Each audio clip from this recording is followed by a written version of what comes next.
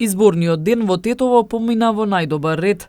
Не беа регистрирани никакви нерегуларности, ниту пак инциденти. Уште од раните утрински часови, граѓаните се упатија на гласачките места за да го остварат своето избирачко право и обврска. Ги прашавме и што очекуваат од новата влада, кои се приоритетите на кои треба да се обрне внимание.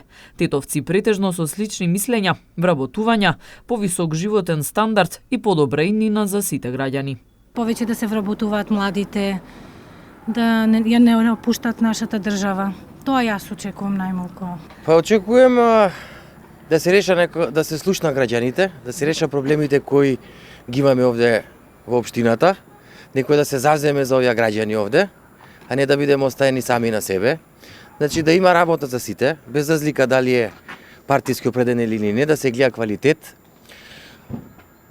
да има живот, да не ида млади надвор, децата да ни учат овде у школе, да овде да остануваат, не да гледаат сега каде им е иднината. Значи едно подобро утро за сите. Па очекувам нормално да биде подобро него што е денес.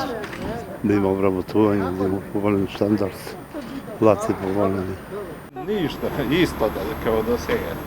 Што обеќавала во текот на самите предизборни кампањи, тоа очекувам.